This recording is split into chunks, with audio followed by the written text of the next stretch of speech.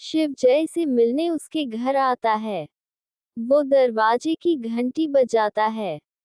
मीरा दरवाजा खोलते हुए, आओ, तुम बैठो, मैं पानी लेकर आती हूँ। शिव सोफे पर बैठते हुए, थैंक यू। जय कहाँ पे है? मीरा, ऊपर है, रेडी हो रहा है।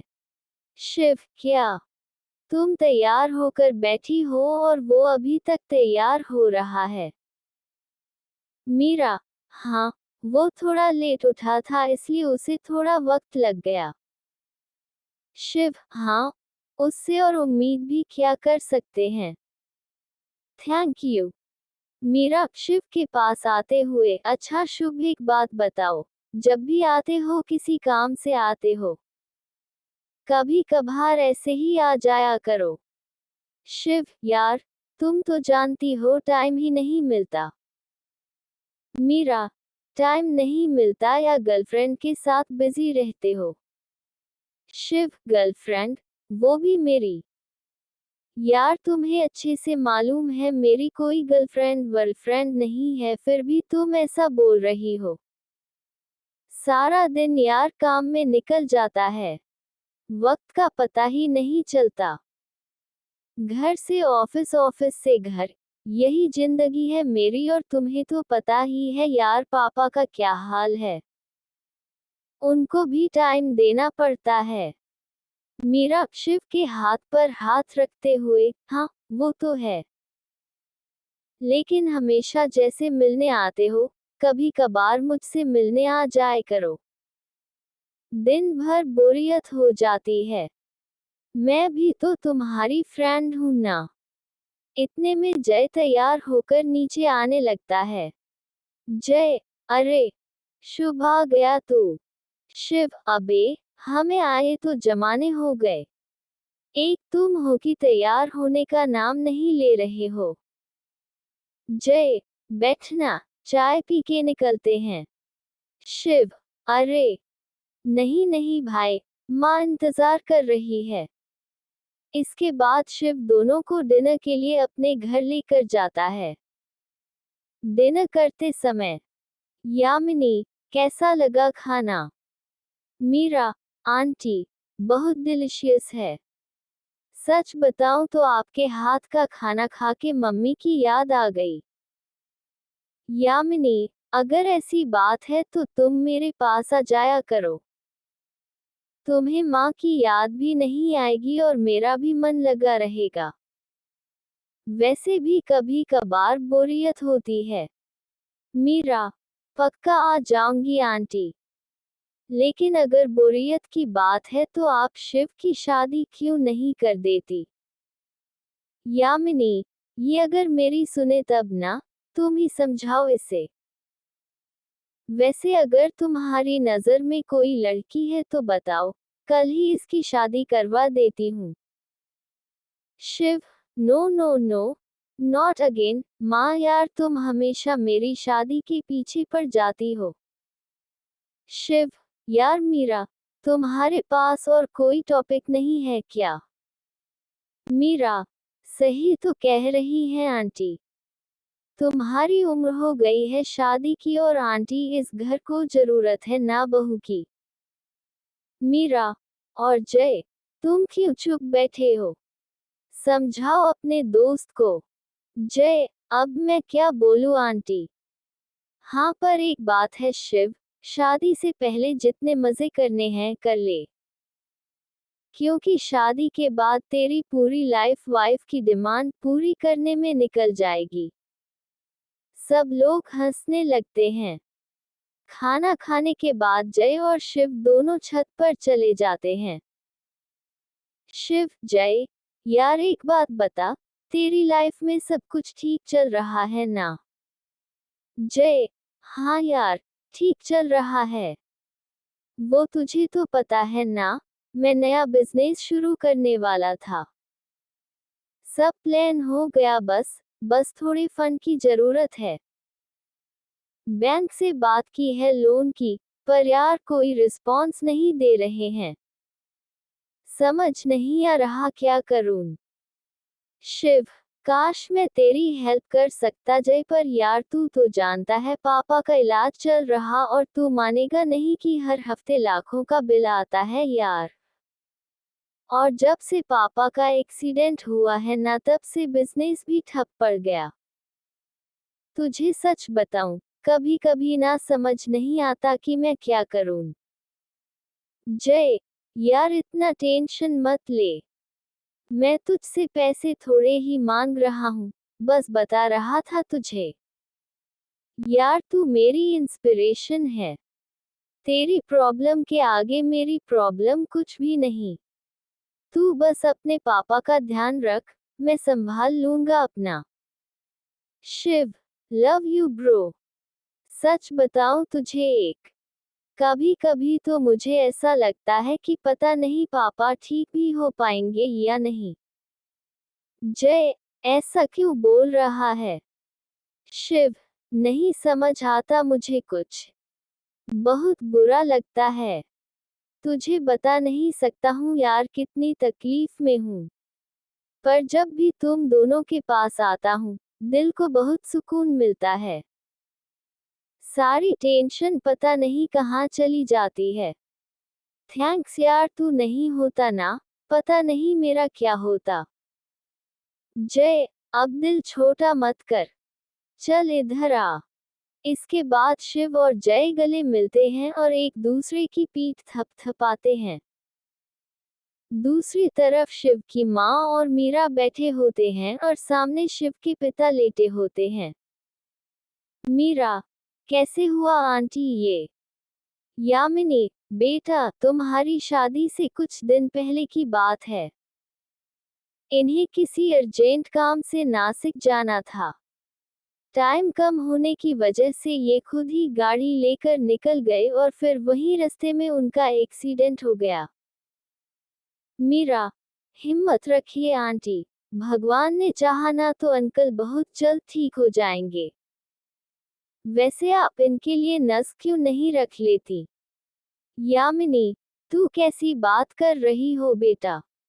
मेरे होते हुए इनके लिए नस नस तो सिर्फ देखभाल करती है।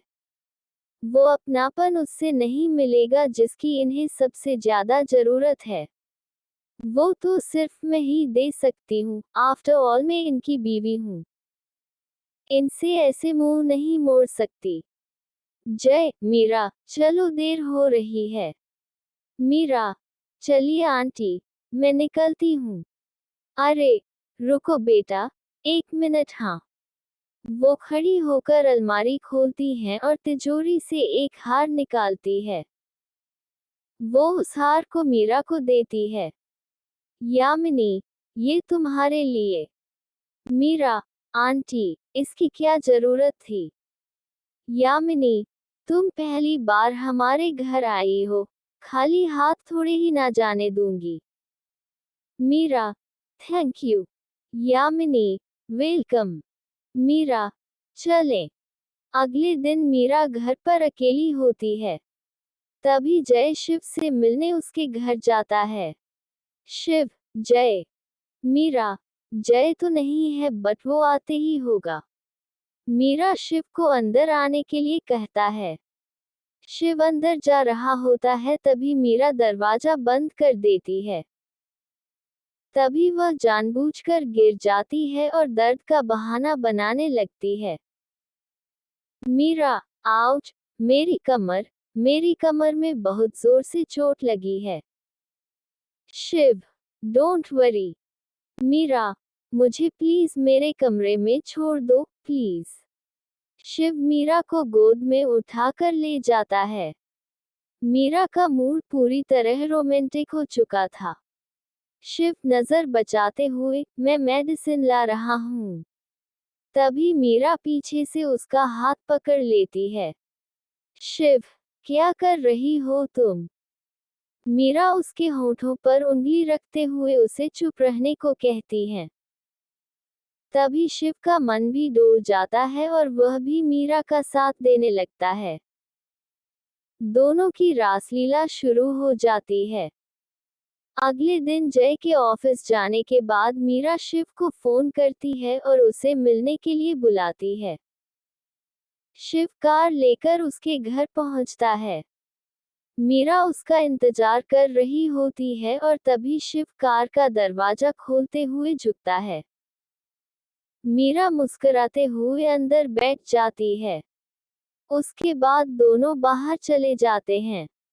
इधर शिव के पिता की तबीयत बिगड़ने लगती है। यामिनी उनकी सेहत को ठीक करने की कोशिश करती है। वह पूरी तरह घबरा जाती है। शिव को इस बात की भनक तक नहीं होती है।